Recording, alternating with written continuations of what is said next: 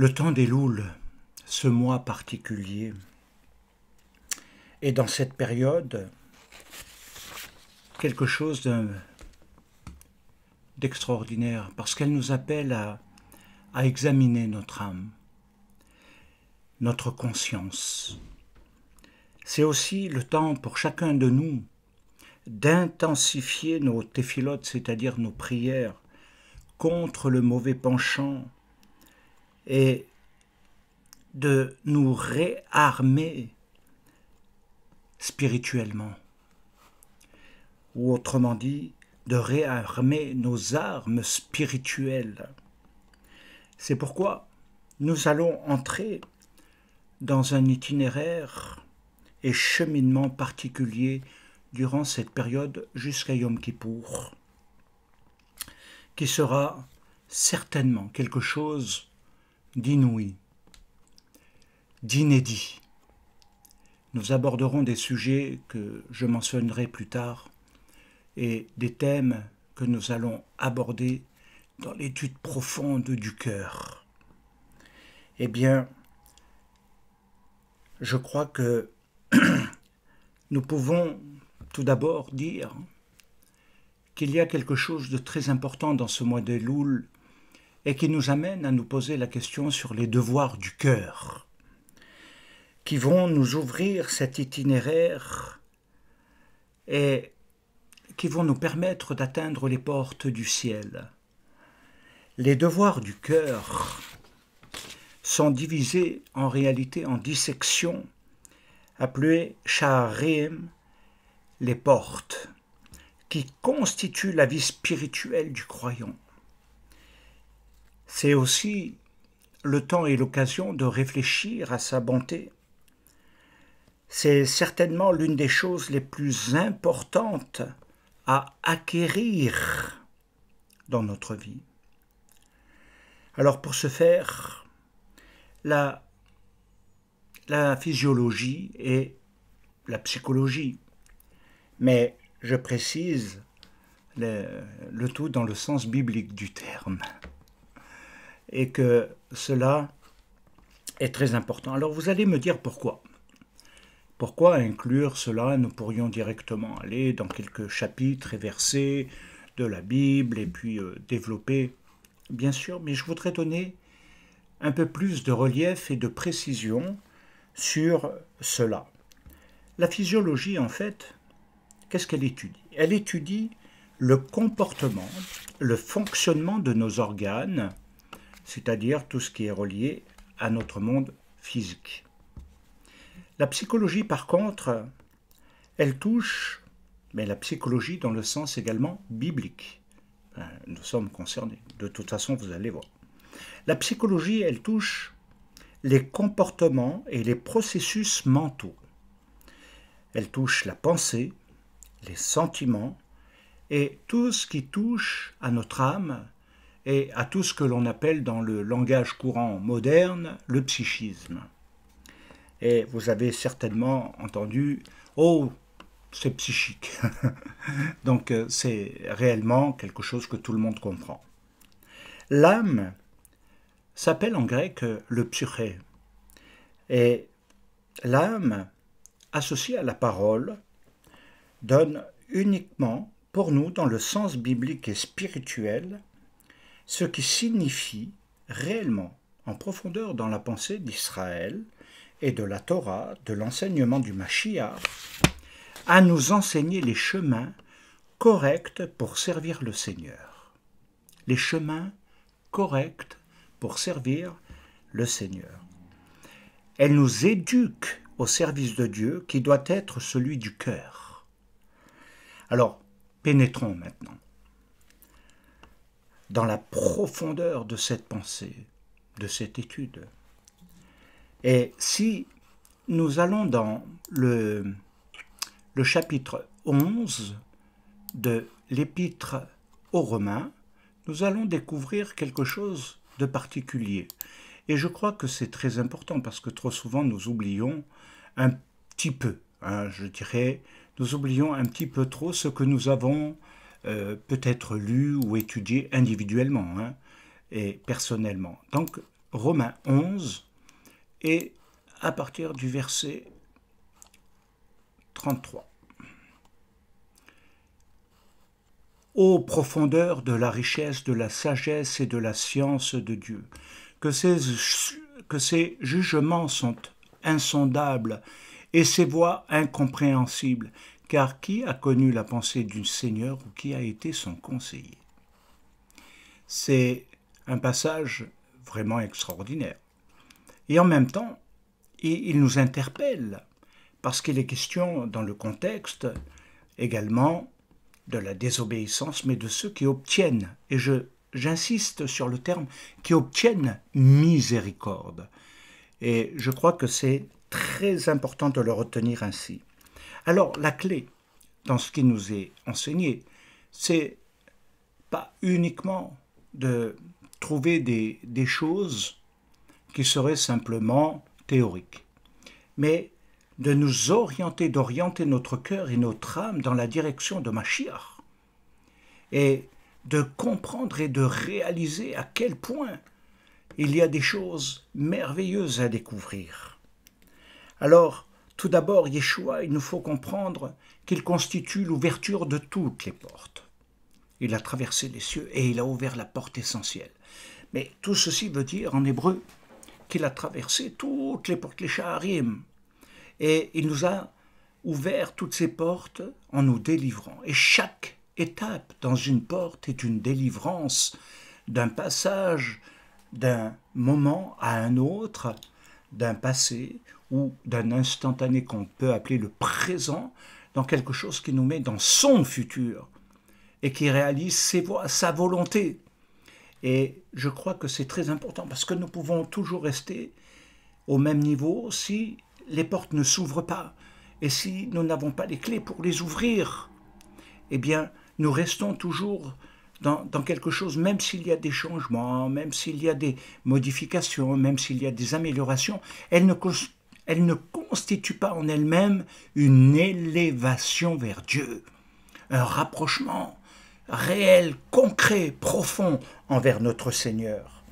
Alors il nous faut savoir que Yeshua est la porte principale. Lui-même disait, Anoché, je suis la porte des brebis.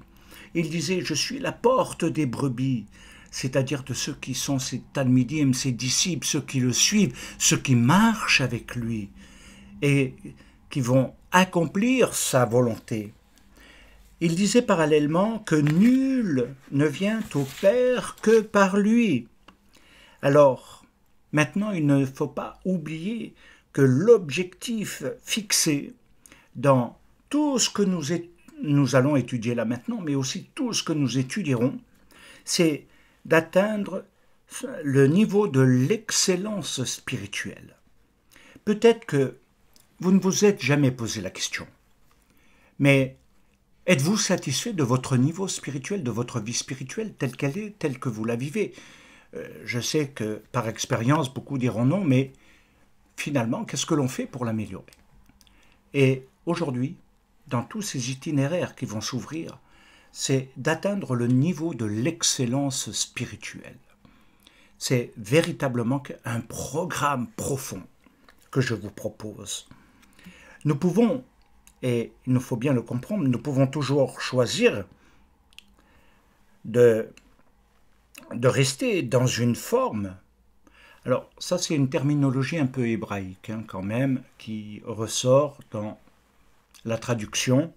Nous pouvons rester et demeurer X années dans ce que l'on peut appeler la médiocrité spirituelle.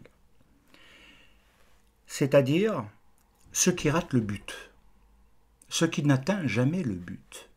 L'excellence, c'est atteindre le but que Dieu s'est fixé avec nous dans son plan et qui constitue notre appel.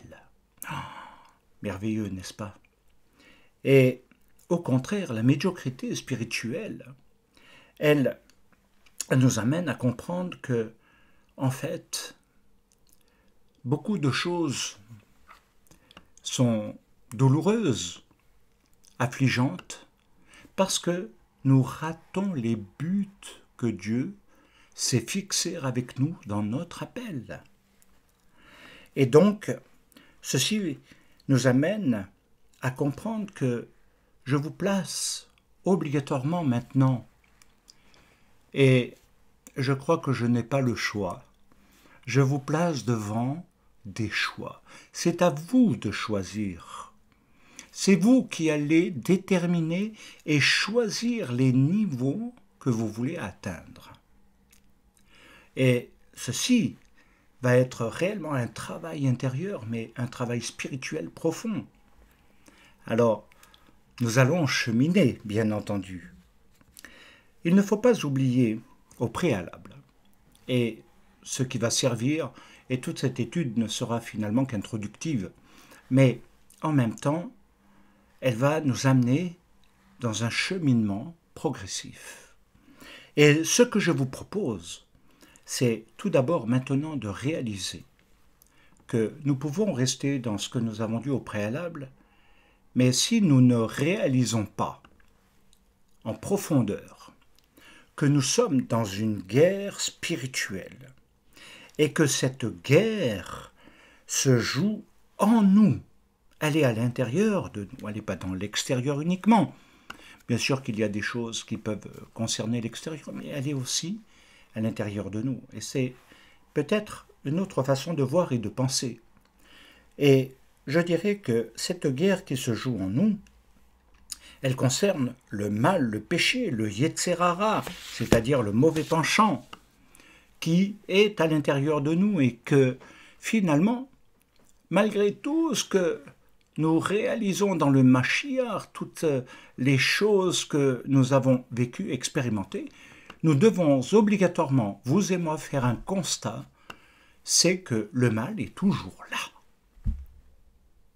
Et qu'on a le sentiment qu'il ne partira jamais. Et c'est pourquoi nous sommes en guerre. Et que c'est une guerre spirituelle, parce qu'elle se joue sur le temps. Elle essaie de nous user, de nous lasser, de nous fatiguer, pour qu'on se relâche et qu'on devienne quelqu'un qui rétrograde au lieu de quelqu'un qui avance, qui s'élève davantage.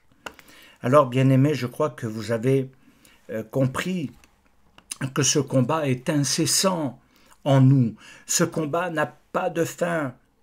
On peut remporter, pour vous donner un exemple, 10 victoires. J'ai prié et voilà, j'ai été délivré ou j'ai été libéré ou j'ai expérimenté, j'ai vécu quelque chose d'extraordinaire.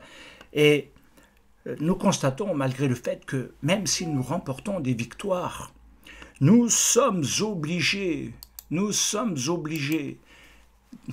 de le reconnaître, eh bien, que malgré tout, le mal, le péché, le mauvais penchant est toujours là et qu'il ne nous laissera jamais en paix. Avez-vous remarqué que dès qu'on se relâche, dès qu'on baisse la garde, le mal bondit sur nous, cherchant à s'emparer de nous, afin, et ça c'est le but réel, afin de nous anéantir.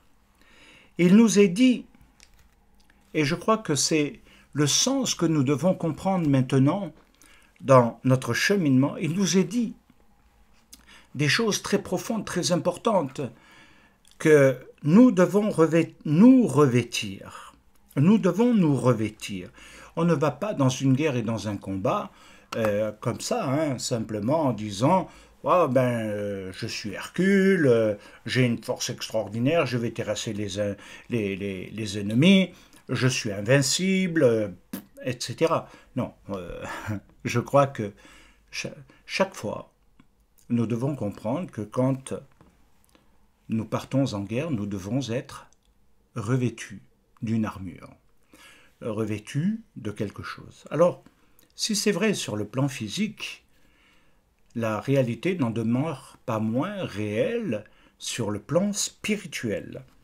Et c'est pourquoi Shaul de Tarse nous dit qu'il faut nous revêtir, et regardez bien, non pas d'une arme, mais de toute au pluriel de toutes les armes de Dieu, afin de tenir ferme contre les ruses du diable, de l'accusateur, de tout ce qu'on a pu voir dans ce nom. Par ailleurs, il est dit que l'ennemi, et ceci doit nous sensibiliser, parce que nous pourrions rester que sur l'autre côté, mais il nous faut comprendre que derrière les ruses, il y a quelque chose à comprendre. Parce que Shaul de Tarse continue à nous dire que l'ennemi se déguise, lui aussi se revêt, il change son apparence, sa façade, son style,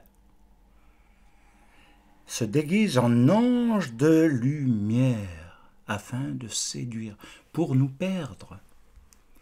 Et si nous n'avons pas les armes et la vigilance, le discernement, eh bien, nous nous faisons avoir. Et c'est pourquoi, bien-aimés, maintenant, il est important de se dire dans ce temps des louls que je dois revêtir les armes et tenir ferme, ne pas être ébranlé, ne pas être secoué, ne pas changer de position contre les ruses. Et je pense que cela va nous amener dans quelque chose d'encore plus merveilleux. Alors, il nous faut comprendre que Shaul de Tarse, dans la compréhension de l'époque, de tout ce qu'il a vécu, n'oublions pas qu'il a été quand même éduqué au pied de Gamaliel, que c'est quelqu'un qui a quand même une compréhension, une connaissance de la Torah et des prophètes, de l'enseignement de ceux qu'on appelle les sages d'Israël, de l'époque. Et il en était imprégné quand même s'il en a eu ensuite une compréhension dans la révélation du Messie. Mais ça n'exclut pas ce qu'il a reçu à la base. Et cela signifie tout simplement que dans une guerre,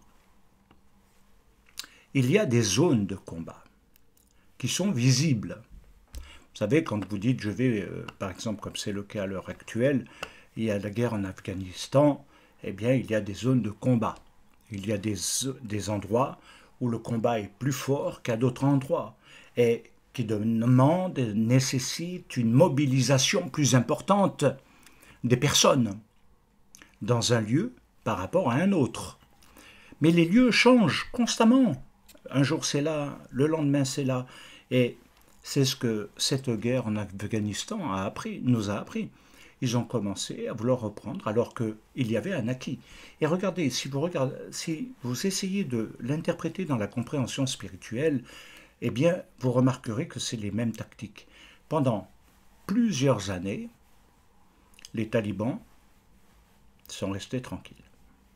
On va dire, ils ont un petit peu bougé, mais on pensait, et tout le monde pensait, que finalement c'était fini. Il a suffi qu'il y ait le retrait des troupes américaines, françaises, enfin tout ça, et tout à coup, ils ont commencé, et en peu de temps, ils ont tout conquis. Et c'est exactement les mêmes tactiques de l'ennemi. Il n'est pas pressé. Il peut attendre avec chacun de nous 10 ans, 15 ans, avant de mobiliser à nouveau ses forces lorsque nous sommes dans l'affaiblissement. Parce qu'il ne faut pas croire que, quelque part, nous restons toujours à un niveau de force, à un niveau élevé, que nous sommes toujours au-dessus de tout. Et il y a ceux qui pensent qu'ils sont toujours et toujours remplis, et ceci et cela. Mais regardez bien, la réalité est tout autre. 10, 15, 20 ans. Mais tout à coup, une nouvelle guerre apparaît. Et plus terrible, si j'ose dire, qu'auparavant. Alors, il nous faut savoir qu'il y a des zones de combat où l'ennemi, c'est vrai, là, est visible. Et par contre, il en est tout autre quand il s'agit du péché, du mal, du Yetzerara, du mauvais penchant. Et il nous faut savoir que ces termes revêtent une importance capitale dans notre compréhension, parce que, en fait, ils revêtent différentes formes. C'est du déguisement. Rappelez-vous, Satan se déguise en ange de lumière, l'adversaire, le calomniateur, mais l'adversaire, celui qui combat, il se déguise. Alors, il y a des moments favorables pour lui dans ce domaine, dans ce sens. Et je crois que c'est très important de le réaliser, parce que ce mal devient le roi du déguisement. Il a la capacité de se dissimuler en créant des illusions sous le couvert de la réalité, de rationaliser le mal.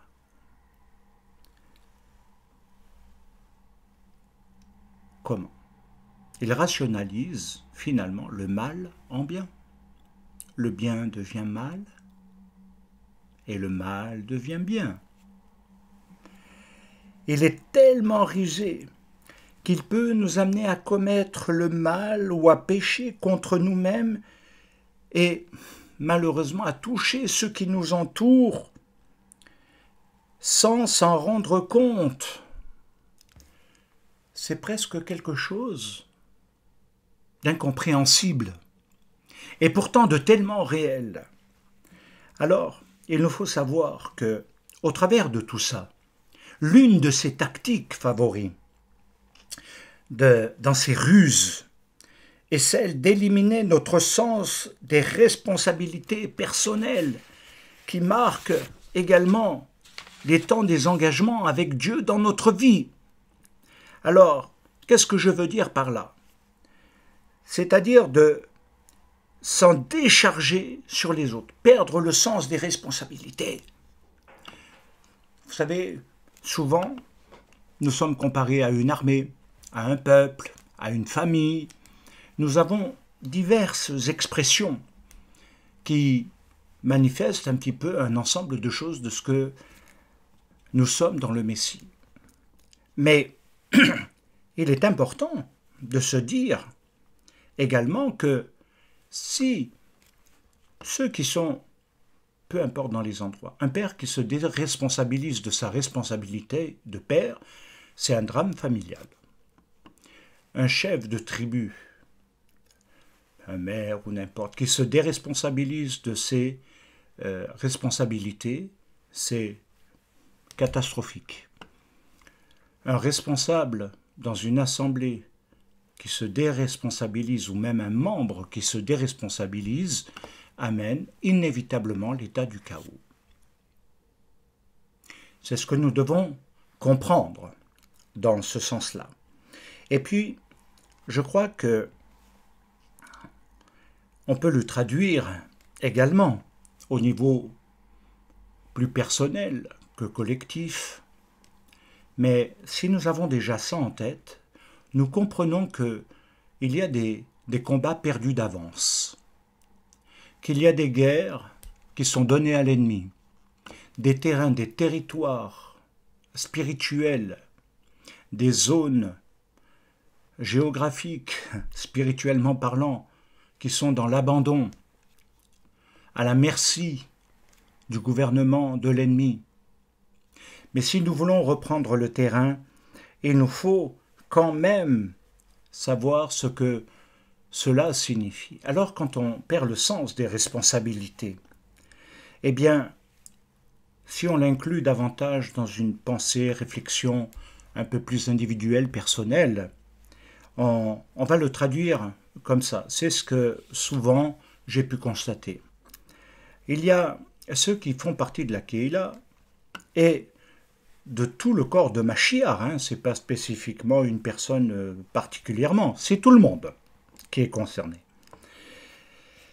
Certains disent, eh bien, je vais laisser mon responsable, mon rave, mes enseignants, ceux qui me conseillent, me dire les domaines où je dois m'améliorer. Pendant le temps des louls, par exemple. Alors, à partir de là, nous allons découvrir des choses merveilleuses. Ce que je suis en train de dire, c'est tout simplement que, à partir du moment où je dis que je laisse à ceux qui m'enseignent me dire les domaines où je dois m'améliorer pendant le temps des louls, ne m'engage pas. Alors, ce que je vous invite à faire maintenant, c'est à prendre les armes de Dieu. Il faut contrer, bloquer ce mal. Et pour ce faire, il est absolument nécessaire d'arrêter, d'attendre que les autres fassent les choses à votre place. Le seul et unique responsable de votre vie intérieure, c'est vous. Et il n'y en a pas d'autre. Verbalement, par le lachonara, la méchanceté, la rancœur, la rancune, le ressentiment, etc., on peut toujours accuser les autres. On peut toujours rendre les autres fautifs. Mais la Torah est très claire. Les armes de Dieu sont très claires. Et elles nous amènent à réaliser que le seul et unique responsable de notre vie intérieure, c'est nous. Même, cela signifie que c'est à chacun qu'il incombe de faire son analyse et de cibler les points précis qui doivent être travaillés. Il est un fait indéniable que personne ne est à comprendre en profondeur. Il est indéniable, c'est que personne ne peut vous faire progresser si on ne se prend pas en charge et si on ne prend pas en charge la responsabilité de son propre parcours spirituel.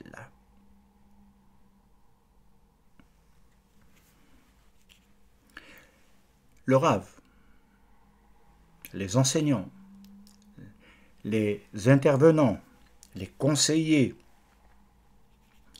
peuvent fournir les éléments, les outils les plus efficaces qu'ils soient.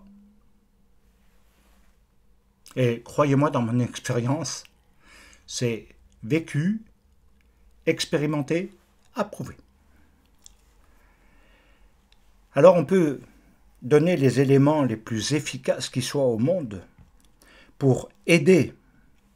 Mais regardez bien, l'une des ruses, c'est qu'elles peuvent devenir inefficaces, voire inutiles, si la personne ne prend pas en charge sa propre vie spirituelle. Il faut impérativement savoir ce que vous désirez et voir ce qui est nécessaire de changer, passer de ce qui est le plus important au moins important. Mais commencez. Et c'est là que le combat, la guerre commence. C'est là que, quelque part, les personnes abandonnent rapidement, sont rapidement défaitistes, jettent les armes, comme on dit. Ça vous vaincu, dit je n'y arrive pas, c'est trop dur, il y a trop de problèmes, c'est ci et c'est ça. Et on peut le comprendre avec tout ce qui se passe dans le monde aujourd'hui. Mais en même temps, rappelons-nous ce qui a été dit au préalable. Et il nous faut avancer. Et ceci va passer par un certain nombre de choses. Il faut savoir en réalité ce que vous désirez le plus voir changer dans votre vie. Il faut cibler davantage. Il faut le cibler, et encore plus, je dirais, dans ce temps d'introspection, d'examen de conscience, de réflexion dans le temps des louls, c'est peut-être encore plus propice aujourd'hui que hier. Il faut réaliser, bien-aimés, que personne ne peut vous transformer. Vous vous transformez tout seul. en réalité, par votre expérience avec le Seigneur. Mais allons plus loin. Si je dis que personne ne peut vous transformer, pourquoi? Parce que seul votre parcours personnel aura un effet réel sur le parcours spirituel. C'est se prendre en main, au lieu de rentrer dans l'assistanat, au lieu de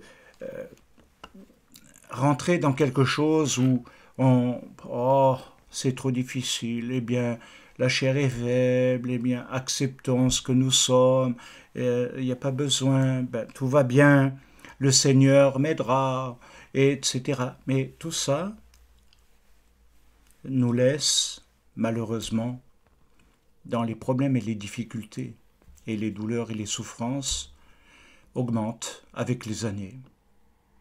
Et on est de plus en plus déçu de son état spirituel, de plus en plus déçu de son niveau, je dirais même. Et c'est pourquoi il nous faut réaliser que se prendre en main en arrêtant de compter sur les autres. Vous êtes seul à pouvoir accomplir cet exploit. Il est dit dans cette lutte, dans cette guerre que nous menons contre le mal, le Yetzer Hara, que l'homme a été placé dans ce monde pour surmonter son Yetzer Hara, son mal, et le soumettre au Seigneur. Alors, en clair, qu'est-ce que cela veut dire? Cela veut dire qu'il doit surmonter, que l'homme doit surmonter ses désirs, c'est l'effort, la persévérance dans le combat. C'est-à-dire qu'à un moment donné, il y a quelque chose que personne ne pourra faire à votre place, c'est l'effort. C'est l'effort d'entrer dans votre propre chemin de délivrance. C'est de l'acquérir. C'est de faire l'effort, de vouloir, parce que vous avez ciblé les points, de vouloir que cela ne vous domine plus, ne vous asservisse plus. C'est de vouloir. Et donc cela veut dire faire un effort. Et ça inclut également la persévérance, parce que ce n'est pas parce que vous allez passer 1 heure, 2 heures, ou même un jour de jeûne, 2 jours ou 3 jours de jeûne. Parfois, en fonction de ce que c'est, ça peut marcher. Mais en fonction de certaines choses très implantées en nous, très ancrées à l'intérieur de nous, par les douleurs, les souffrances, la mémoire que nous avons de nos trahisons, de nos blocages, de toutes choses qui se sont produites, ne vont pas s'évacuer en un claquement de doigts.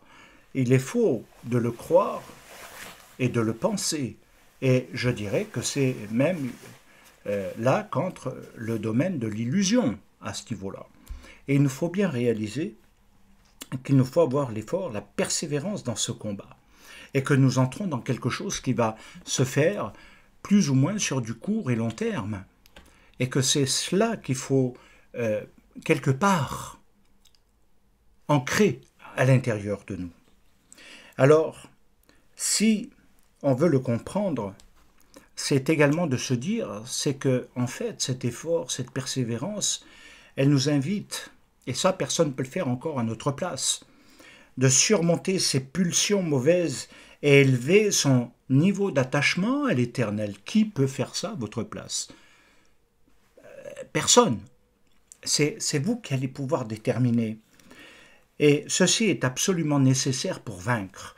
Si nous ne marquons pas davantage notre attachement d'amour à l'Éternel, tout sera quelque chose de théorique, de discuter, ce sera des conseils, ce sera de la parlotte, ce sera certainement des choses très agréables, mais qui ne vous amèneront pas plus loin. Parce que, quelque part, vous n'entrerez pas dans le chemin qui peut vous amener plus loin. Et c'est là que maintenant vous devez changer et vous prendre en main. C'est de vous attacher à l'Éternel. Attache-toi donc à Dieu et tu auras la paix. S'attacher, se lier. sans se délier. Et à partir du moment où nous sommes liés à l'Éternel, le mal perd sa force, perd son emprise, parce que l'amour de Dieu est plus fort que la mort. Elul est le moment d'analyser ses objectifs fondamentaux. C'est le moment d'analyser effectivement dans cette période ses objectifs pour y voir plus clair, ses motivations et ses actions. Finalement, je compare d'une année à l'autre mes cheminements, mes avancées, mes reculs, mes stagnations, mes libérations, mes guérisons, ou l'augmentation de mes souffrances, ou davantage de déprime, davantage de douleur. Nous pouvons comparer d'une année à l'autre ce qui a été fait ou pas, et nous pouvons faire un constat, et c'est là que nous pouvons aller un peu plus loin. Alors maintenant, on entre dans quelque chose d'important parce que par rapport à tout cela, il nous faut trouver les clés qui ouvrent les portes. Les clés qui nous ouvrent les portes du ciel. Pour ne pas rester dans le même niveau spirituel d'une année à l'autre, et juste avec des mini-évolutions, on avance, on recule. Et moi je pourrais dire que pour beaucoup c'est comme ça. Ils avancent, ils veulent servir Dieu, machin et tout, puis à un moment donné, en moins d'une année,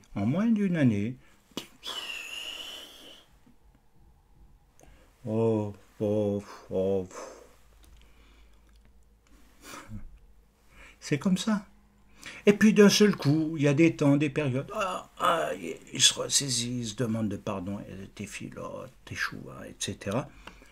Et puis, quelque temps après, ça va repartir. Alors, soit vous voulez changer vraiment dans le long terme ces choses, alors voici la clé. La clé, elle réside dans l'intention de faire et d'accomplir la volonté de Dieu. Voilà la clé. Pour tous, dans tous les problèmes, dans toutes les difficultés, c'est de se dire maintenant, la chose la plus importante, la plus fondamentale, c'est celle d'avoir l'intention de faire et accomplir la volonté de Dieu durant toute l'année, déjà. Ah, vous me direz, oui, mais c'est pour toute la vie. Moi, je te dis déjà, fais-le pour un an et on verra après. Engageons-nous pour une année et après on verra. Une intention mérite spirituellement, bibliquement, d'être explicitée. Pourquoi? Parce que l'intention, c'est plus qu'un but à atteindre. C'est choisir une direction précise pour toute sa vie. Ce qui veut dire que si l'intention n'est pas, alors à ce moment-là, si nous sommes sans intention, le mental va se mettre en mode automatique et nous éloigner du but. Parce qu'il n'y a pas d'objectif à atteindre, il n'y a pas de but, il n'y a pas de raison, il n'y a pas de motivation, il n'y a pas de sens, ça n'a pas d'importance. Et ça nous éloigne des buts. Et on peut se fixer d'autres buts, mais ce n'est pas celui d'accomplir la volonté de Dieu. Ou de faire et accomplir la volonté de Dieu. Si on se met en mode automatique, qu'on s'éloigne du but, parce que, en fait, ce but n'a pas de lieu de fixation en soi. Mais si nous avons un lieu de fixation en soi, comme Moshe, comme David, comme Yeshua, comme les Talmidim, alors à ce moment-là, il y a quelque chose qui devient indéracinable. Et je crois que c'est une grande leçon pour chacun de nous à retenir dans ces temps d'aujourd'hui, notamment dans ce temps d'Elul. Prendre conscience de ce qui motive nos actes et nos actions. Pourquoi veux-tu faire ceci et cela? Pourquoi veux-tu atteindre ce but? Pourquoi veux-tu être ceci ou cela? Une analyse profonde qu'il faut avoir. Pourquoi? Parce qu'elle détermine beaucoup de choses. Non seulement elle nous enseigne beaucoup de choses, mais elle détermine beaucoup de choses. Alors, bien-aimés, ça nous amène quand même à réaliser la profondeur de tout ceci et de voir que toute notre keila, toutes nos relations doivent être recentrées, pas seulement sur le Messie de manière théorique, vous savez, dans le langage blabla, et puis on ne sait pas ce qu'il faut faire, et puis chacun fait comme il veut finalement, chacun comprend comme il veut. Eh bien non, il faut recentrer maintenant des actions. Il nous faut recentrer un certain nombre de choses qui ont été ratées dans le passé. Et c'est là que la Teshuvah va rentrer en matière. Parce que nous avons raté les buts et les objectifs que Dieu s'était fixés. Autrement dit, nous n'avons pas, à cause de nos manques, accompli la volonté de Dieu. Et c'est ce qui nous a fait rater les temps de Dieu dans nos vies. Et c'est pourquoi il est important aujourd'hui de nous recentrer. Et je demande à ce qu'il y ait des hommes et des femmes qui le fassent, qui aient du courage, qui aient véritablement cet amour de Dieu pour aller de l'avant, pour le faire, et non pas simplement pour rationaliser, intellectualiser, simplement pour attendre qu'on les reconnaisse sur un plan social, qu'on les élève devant les hommes. Mais commencer à devenir des serviteurs et des servantes de l'Éternel avec un cœur de père et un cœur de mère. Et vous verrez que ça changera tout. N'attendez plus, comme je le disais au début, que les autres le fassent à votre place. Ne cédez plus votre place, prenez-la. Et vous verrez. Alors maintenant, je voudrais aller plus loin, puisque nous entrons maintenant dans tout ce qui concerne le fait de faire et d'accomplir la volonté de Dieu, et en même temps de réaliser ce qu'est l'intention du cœur, l'intention de la pensée, l'intention de l'âme. Alors, j'aimerais vous dire que pour cela, pour se fixer les objectifs, tout ce qu'on vient de débattre, nous amène à réaliser qu'il est absolument nécessaire, fondamental, vital de les visualiser, mais aussi de les affirmer en soi. C'est une force, une puissance qui se traduit par un cœur qui écoute. Là est la vraie force et la vraie puissance de l'Esprit de Dieu.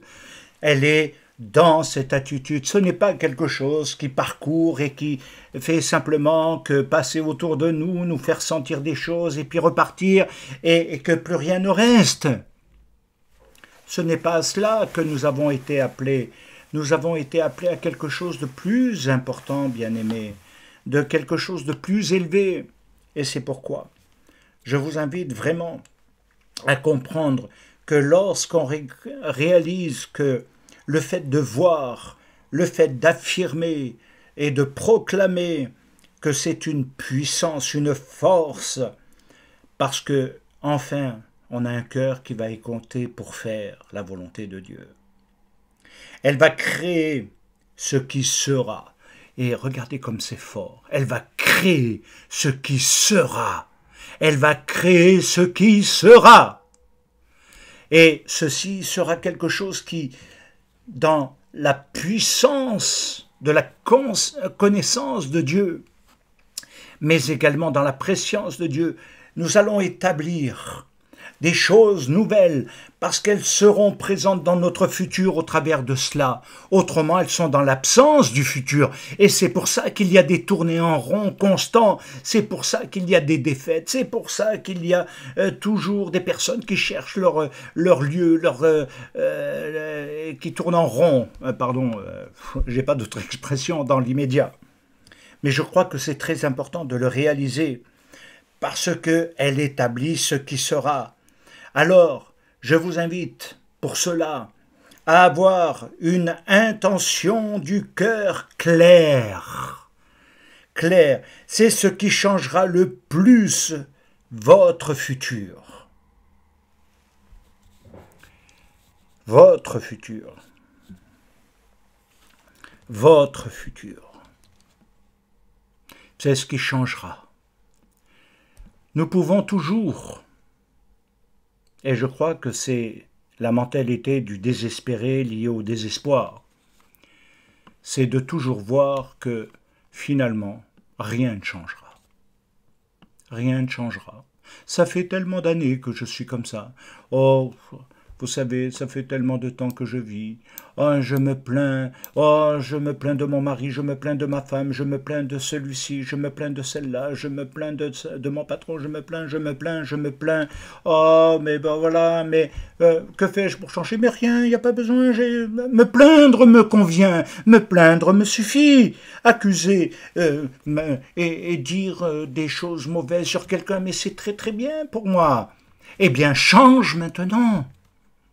C'est le temps d'entrer dans ce moment de grâce et de miséricorde divine qui peut te faire changer et te donner un nouvel avenir. Et tout ceci, comme je viens de le mentionner, notre grande force, eh bien, elle se traduit par cette affirmation, cette visualisation de ce que nous voulons être. Il faut l'implanter, il faut le voir en soi. Et à partir de là, elle se créera dans le futur. Alors, il faut se dire également que le moyen d'y accéder, ce qui va permettre à cela d'accéder, et c'est impossible de passer par autre chose. Impossible. C'est d'entrer dans la teshuva.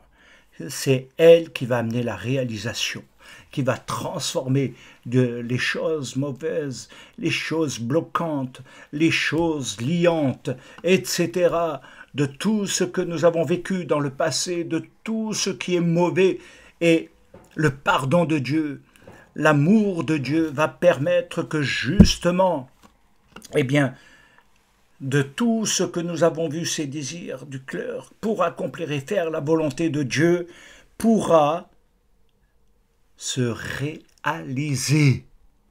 C'est fini le désespoir spirituel, bien-aimé. C'est fini, il faut dire stop. Il faut entrer dans la puissance de Dieu qui nous dit c'est réalisable. Tu peux réaliser tes projets. Bien sûr, petit à petit, n'essaye pas d'aller trop vite et trop fort. Petit à petit, avance. Élève-toi et tu verras. L'Éternel est grand et bon. Il est miséricordieux. Alors, si je prends comme exemple, pour donner un exemple aussi très concret, si je lis et étudie, et même si je prie, parce qu'il y en a beaucoup qui vont le lire, sans avoir le désir réel d'accomplir la volonté de Dieu, pensez-vous que cela va avoir un effet réel dans votre vie? Je peux lire parce que j'ai des besoins, je peux lire parce que je veux trouver une réponse, je peux lire pour X motivation, pour essayer de trouver la guérison, je peux lire pour essayer de parler à quelqu'un, pour l'accuser, ou l'enfoncer, ou gna, etc. Mais remarquez bien qu'au travers de tout cela, eh bien ça n'apporte rien. Pourquoi? Eh bien parce que s'il n'y a pas le désir réel quand on lit, Dieu me parle. L'Éternel me parle au travers de la Torah, au travers de son davar, au travers de sa parole, Dieu me parle. Et s'il me parle, mais que je n'ai pas le désir d'obéir, autrement dit, de faire et d'accomplir sa volonté, alors, je vous le dis en toute franchise, rien ne se transformera en vous, rien ne pourra vous changer et changer votre futur. Rien. Il faut impérativement implanter cela. Alors, bien-aimés, les choses deviendront extraordinaires parce que vous allez rentrer dans une nouvelle culture de mentalité des cieux, parce que vous avez ouvert cette porte. Je veux faire, ô Dieu, ta volonté, non pas ma volonté, mais ta volonté, parce qu'il est écrit de moi, et parce qu'il a voulu faire la volonté du Père, alors cela a été accompli. Et cela s'est réalisé, et c'est pourquoi il est ressuscité. Mais s'il avait dit, « Ah non, c'est trop dur cette coupe, Seigneur éloigne, et je veux pas, non je peux pas, finalement je tiens trop à ma vie comme je l'amène, regarde ils sont gentils ces gens, ils m'aiment bien, ils me suivent, oh, c'est sympa d'être comme ça, pourquoi aller plus loin ?» Bien-aimés, maintenant, entrons dans une porte également qui nous ouvre dans ce temps d'Elul, des cheminements nouveaux dans le Seigneur, où il nous faut comprendre le son, les sonneries du chauffard, qui sont dans cette période très importante. Très important. Pourquoi? Parce qu'ils ont la capacité de mettre notre cœur, notre conscience, notre âme dans l'éveil de son appel. Entendre le son du chauffard. Heureux ceux qui entendent le son du chauffard. Ils se réveilleront d'entre les morts. Ils ressusciteront. Ah! Mais les autres resteront dans leur état.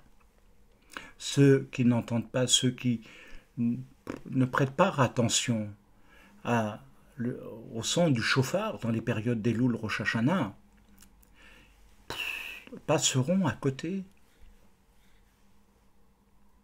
Ils ne verront pas, mais ils ne vivront pas l'événement. Et c'est pourquoi, bien-aimés, être dans l'éveil de la conscience de son appel, le chauffard est mentionné pour la première fois dans Shemot 19:16 et il nous interpelle réellement. Mais il nous faut comprendre, si je ne lis pas le verset, vous pouvez le lire à la maison, mais là je voudrais aller juste un peu plus loin. Ensuite, il nous faut savoir que le chauffard était utilisé pour la guerre. Dans le livre des Shoftim, c'est-à-dire le livre des juges, livre peut-être moins connu du grand public, je dirais, dans le chapitre 3, il nous est dit quelque chose qui peut surprendre, d'ailleurs, entre parenthèses, et au verset 27,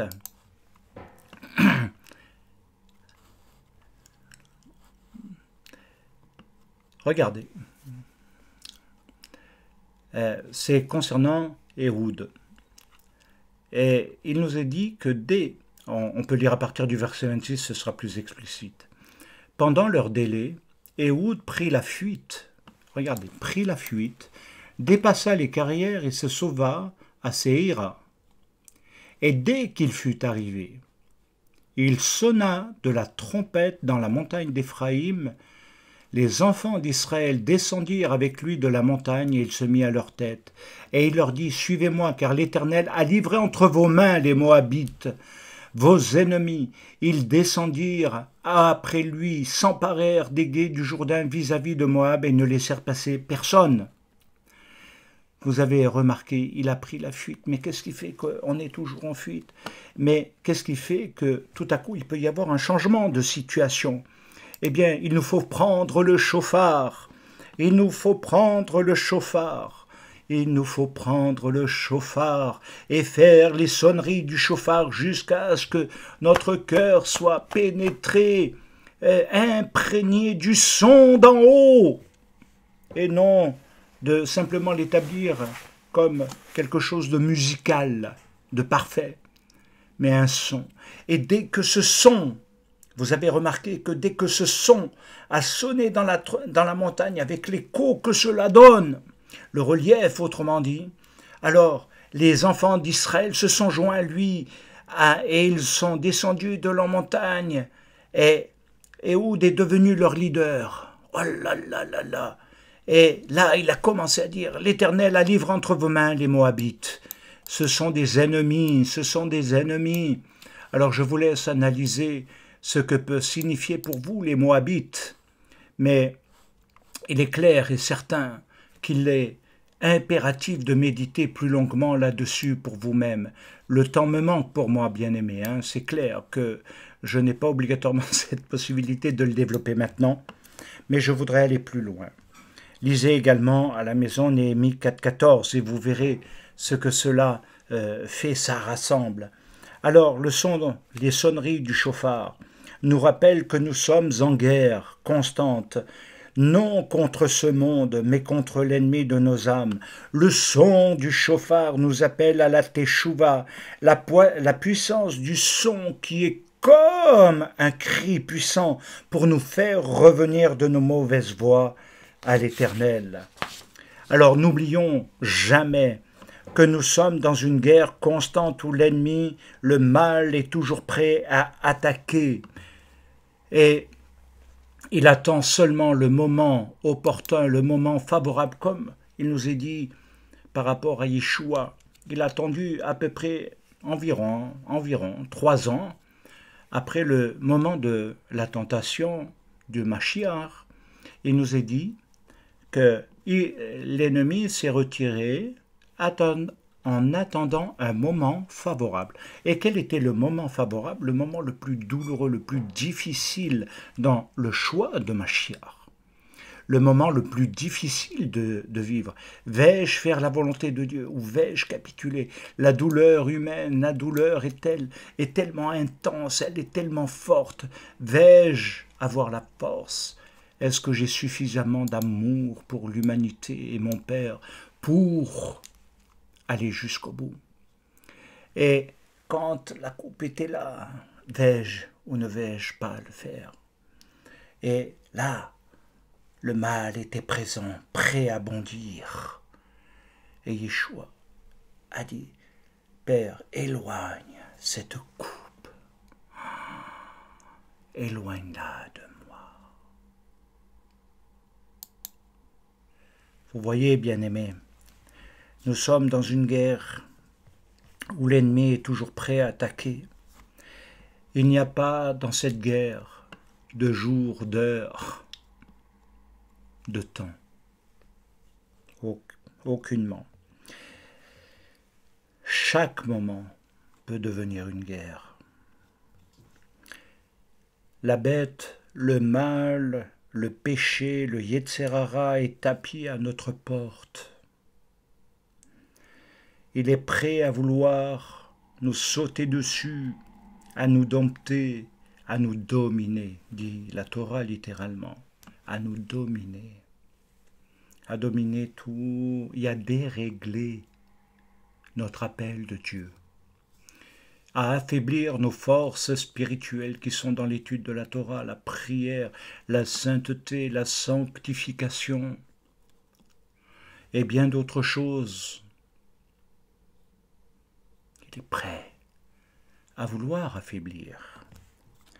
Il nous est dit dans 1 Pierre au chapitre 5, dans 1 Pierre, chapitre 5, il nous est dit quelque chose qui peut surprendre réellement. dans 1 Pierre 5 et le verset tout simplement 8.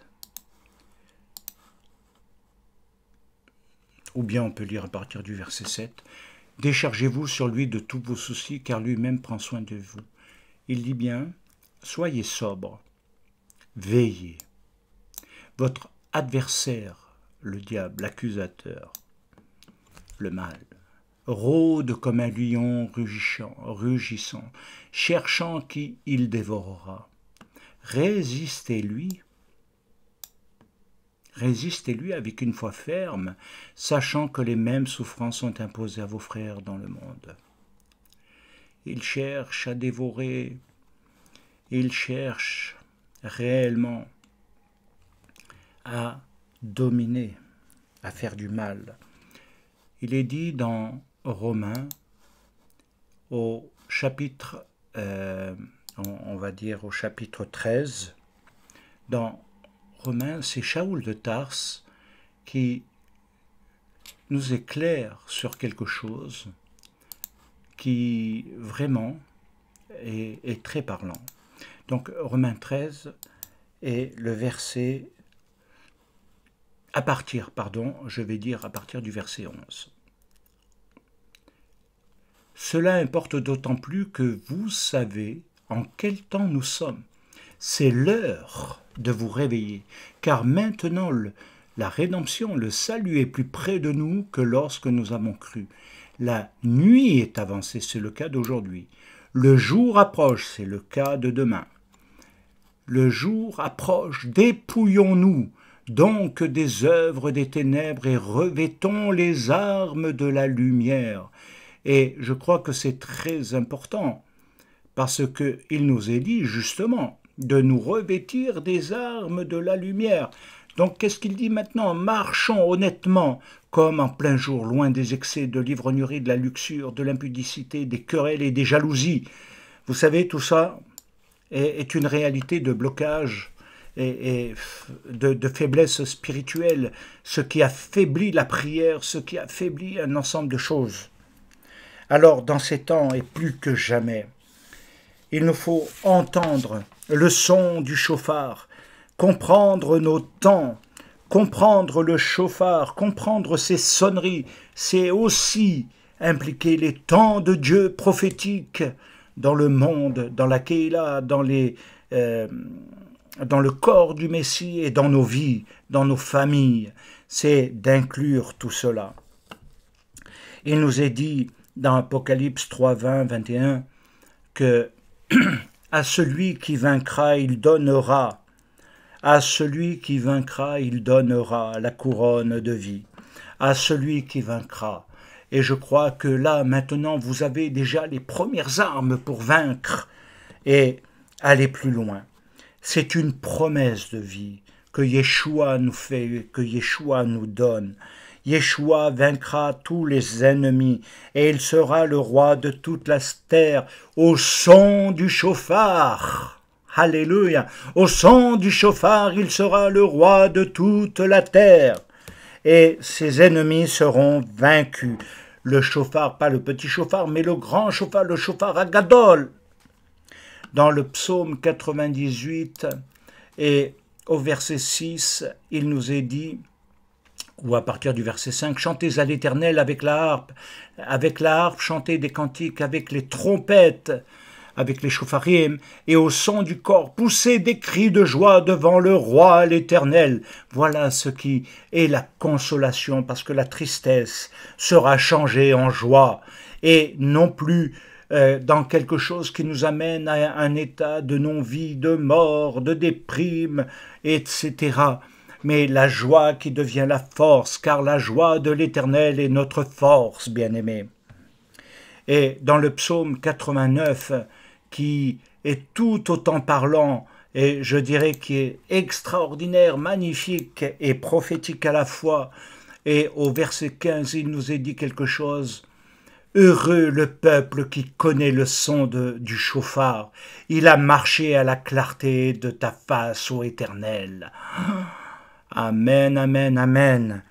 Et je crois que c'est ce qui va amener également la grande Géoula, la Géoula finale, la grande délivrance que nous pouvons trouver dans 1 Thessaloniciens 4,16, lorsqu'un archange sonnera du grand chauffard, ce n'est pas humain, ce n'est pas... Et si nous avons cette relation avec Dieu, nous entendrons ce son-là, inaudible pour les autres. Eh bien, les morts en Machiar vont se lever. Vous avez entendu la puissance de ce son, de cette sonnerie du chauffard Agadol. Oh, il peut nous transformer. Alors il se réjouit sans cesse de ton nom et se glorifie de ta justice. Amen. Bien-aimés, prenez courage. Ayez foi en son amour de Père. Il veut réellement uniquement votre bien, votre restauration spirituelle dans ces temps. Soyez forts. Dites non au mal et dites oui à son amour. Que la paix et la gloire de notre Machiar soient avec vous et qu'elle vous accompagne. Et la prochaine fois, et je vous donnerai peut-être plus d'informations à un moment donné concernant surtout les différents cycles d'études que nous allons faire sur les portes de la délivrance du ciel, etc. et l'excellence, comme nous en avons parlé au début. Donc, bien-aimés, soyez dans les temps de Dieu, dans les rendez-vous avec Dieu, ne les ratez pas. Ne laissez pas passer quelque chose dans votre vie qui deviendra irrécupérable. Que l'Éternel vous bénisse, que l'Éternel vous garde. Shabbat Shalom, Toda Rabba. Amen et Amen.